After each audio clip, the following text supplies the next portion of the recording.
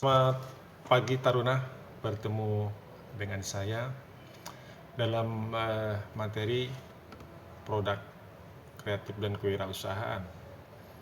Pada beberapa waktu yang lalu saya sudah menyampaikan perihal dari mulai pengenalan wirausaha, definisi wirausaha, kemudian peluang usaha yang sedikit bersaing, pengujian pasar, terus ada lagi beberapa contoh-contoh konkret yang terjadi di masyarakat, jenis-jenis usaha yang mempunyai suatu pangsa pasar yang sedikit pesaingnya. Nah, di dalam hal ini, pada pagi ini saya akan menyampaikan materi tentang keberhasilan dan kegagalan wirausaha. Tentu ada yang berhasil, ada yang gagal. Ini tidak bisa kita pungkirin karena semua itu sudah ada di dalam letak tangannya masing-masing seseorang. Apakah dia cocok sebagai wirausaha atau bagaimana? Jadi pada pembelajaran kali ini, keberhasilan dan kegagalan suatu wirausaha itu yang kita bahas hari ini adalah keberhasilan wirausaha.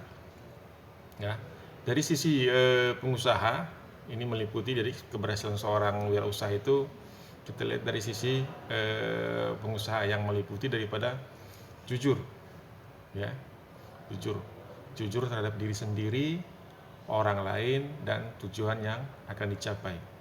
Ini seperti kata pepatah bahwa kejujuran adalah mata uang yang berlaku di mana-mana. Jadi kalau kita berusaha ataupun berwirausaha, kalau sudah awal sudah tidak jujur, banyak bohong, kemudian produk yang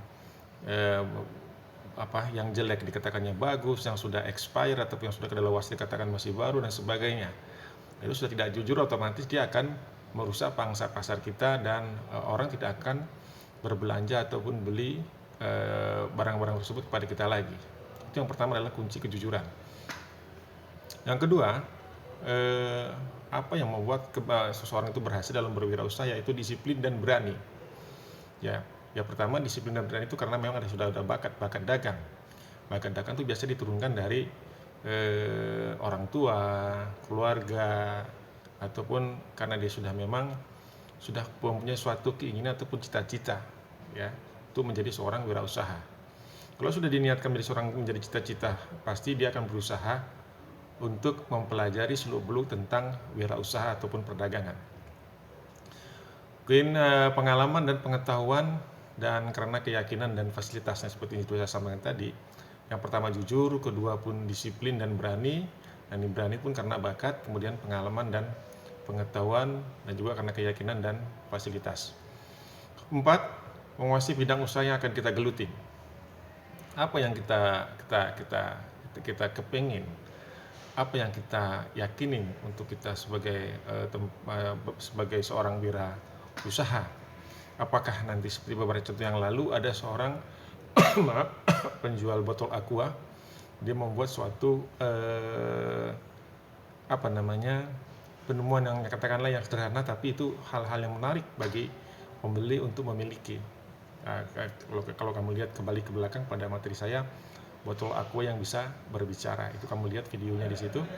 Itu betapa seorang yang hanya menjual dengan 2.500, 3.500 ataupun 5.000 yang sangat-sangat, tapi banyak peminat yang menyukai dengan keterampilan ataupun olah daripada seorang wirausaha tersebut. Ya, maksudnya bidang. Apakah mau kita usahakan bidang tersebut? Apakah bidang yang kita gemari? Contoh, menjual barang-barang yang sifatnya mudah terjual, barang-barang yang sifatnya basah, yang kering, ataupun yang bidang jasa dan sebagainya. Banyak betul bidang-bidang usaha yang akan kita geluti tergantung daripada keinginan kita kemana. Apakah di bidang jasa seperti buka bengkel, kemudian agen traveling, ataupun agen tiket, ataupun apa gitu, semuanya banyak usaha-usaha yang bisa kita geluti baik itu bidang jasa maupun di bidang-bidang lainnya. Kemudian yang keempat adalah dapat melaksanakan prinsip manajemen dengan baik.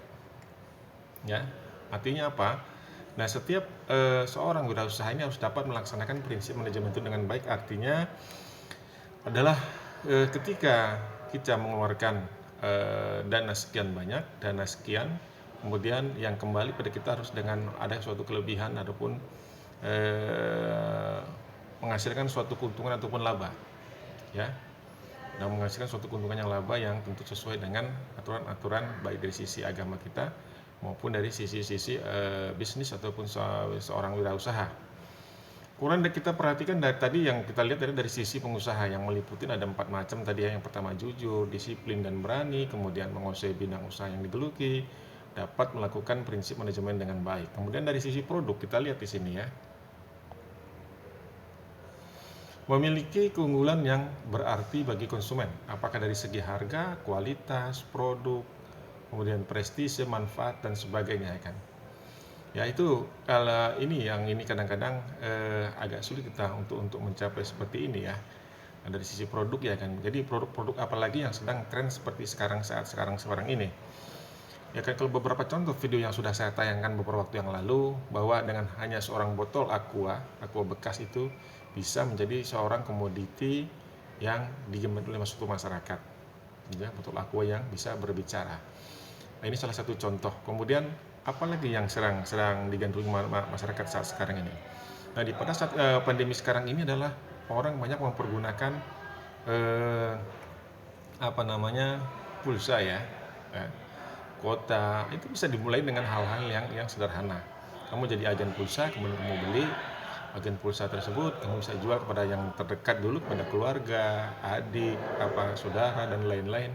Kemudian merambah kepada teman-teman sekolah atau apa. Itu merupakan satu bidang wirausaha yang kecil-kecilan di masa sekarang.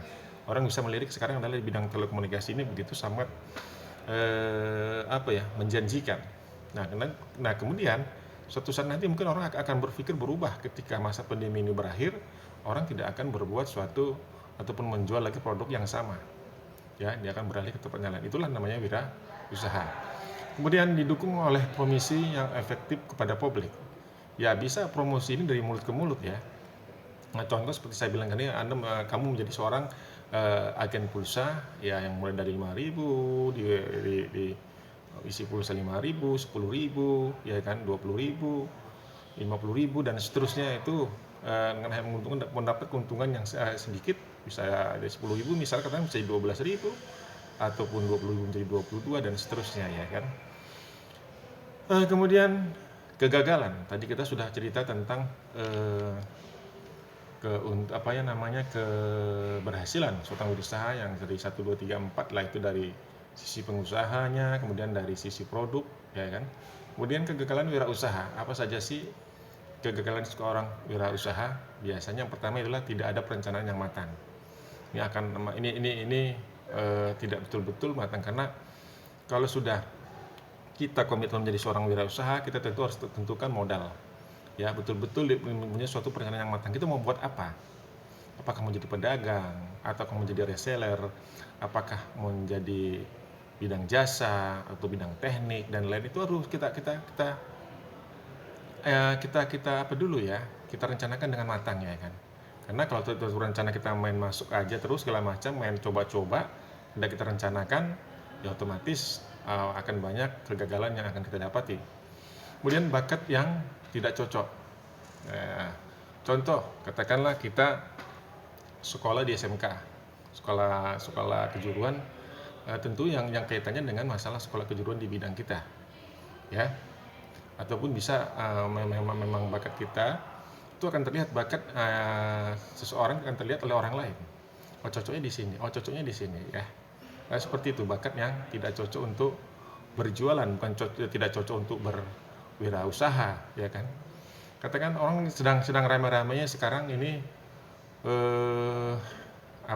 pembelajaran daring melalui di saat pandemi sekarang, ramai-ramai orang jual pulsa, kuota dan sebagainya. Itu bisa nggak kita memasarkan penjualan pulsa seperti itu sekarang ini, ya kan? Nah, kalau kita itu nggak bisa, berarti kita nggak cocok di bidang tersebut sebagai reseller pulsa. Tentu akan dicari di bidang yang lebih cocok. Yang ketiga adalah kurang pengalaman. Ya, kurang pengalaman sudah biasa ini. Mungkin pada awal-awal kita berwirausaha, kita akan banyak kena tipu, kena gombal, kena apa segala macam gitu, hal-hal yang kurang mengenakan lah, kurang pengalaman. Tapi kita belajar dari kekurangan pengalaman kita itu, dari pengalaman yang sudah kita alami. Oh, berarti kalau kita berbuat ini, kita pasti akan dibuat seperti ini, ya kan, dan sebagainya dan sebagainya. Kemudian tidak punya semangat berwirausaha, ya, yang ini yang paling penting, ya kan. Kalau sudah nggak ada semangat itu mau dibuat usaha apa saja pun nggak akan jalan, ya. Buat usaha apa saja pun tidak akan jalan. Yang kelima adalah kurang modal. Tentu kurang modal ini bisa kita tanggulangi dengan cara berjualan yang kecil-kecil aja dulu, berjual yang sederhana saja dulu awalnya seperti itu. Berjual yang amat sangat sederhana, kemudian nanti kalau kekuatan modal kita sudah mencukupi, mungkin kita akan menambah modal ataupun beralih kepada usaha yang lebih sedikit modal tapi untungnya besar, ya. Kemudian yang keenam, lemahnya pemasaran. Sudah jelas ini lemahnya pemasaran ini berkaitan dengan tidak punya semangat kita dalam berwirausaha. Ya, kalau kita semangat, ya mungkin pertama ya dari keluarga, dari teman-teman lingkungan kita sekitar, teman-teman sekolah, dan merambah kepada yang lain-lain. Itu pemasaran, ya. Pemasaran pun bisa dilakukan di dalam bisa secara online pemasaran ataupun bisa secara dari mulut ke mulut, ya. Kalau dari dulu infonya itu bisa dari mulut ke mulut, kemudian bisa dari brosur, dari online kita pasarkan produk-produk kita yang kita akan jual. Yang ketujuh, tidak punya etos kerja yang tinggi. Nah, ini juga sama juga dengan hampir semangat, tidak punya semangat untuk berwirausaha. Maaf. Kemudian kalau sudah tidak punya etos kerja yang tinggi, sama saja ini dia akan merupakan gagal dalam kita berwirausaha ataupun malas-malasan, ya. Yang ke-8, lokasi yang kurang strategis. Ini bisa saja terjadi kalau di situ daerahnya daerah sepi, tidak mungkinlah kita berjualan yang bahan-bahan, katakanlah barang-barang yang mudah cepat habis ataupun cepat busuk ataupun apa, ya kan. Tapi bagaimanapun segala sesuatunya itu harus intinya harus kita coba, ya kan, mencoba. Kemudian kita yang pertama punya perencanaan, kemudian sesuaikan dengan bakat kita, pengalaman-pengalaman yang sudah kita dapat semua itu sebagai modal untuk memulai suatu wirausaha. Intinya dalam berwirausaha ini kamu harus berani, kemudian berani mencoba, jangan cepat mundur ataupun jangan cepat mengaku kalah, tapi usahakan dengan semaksimal mungkin, ya. Jadi tugasmu pada saat sekarang ini adalah mencatat apa saja sih yang kita lihat dari keberhasilan dan kegagalan wirausaha. Yang pertama, keberhasilan wirausaha kamu catat, ya, seperti sudah saya sampaikan tadi. Kemudian kegagalan pun apa, silakan kamu catat di dalam catatan kamu, kirim kepada Classroom, kepada saya, nanti akan saya ada penilaian seperti itu. Buatlah suatu ringkasan tugas ya, daripada pembelajaran hari ini, yaitu yang bertopik pada hari ini keberhasilan dan kegagalan wirausaha. Apa yang membuat suatu keberhasilan suatu wirausaha, kemudian apa yang membuat suatu kegagalan dalam suatu hal wirausaha. Yang jelas semua orang ingin berhasil, tidak ingin gagal. Tapi kegagalan kadang-kadang membuat kita memecut kita semangat untuk berbuat lebih baik lagi ataupun tidak ingin gagal lagi. Demikian materi yang saya sampaikan pada hari ini untuk materi pelajaran produk kreatif dan kewirausahaan. Selamat pagi para taruna, sampai ketemu lagi pada lain kesempatan. Assalamualaikum warahmatullahi wabarakatuh.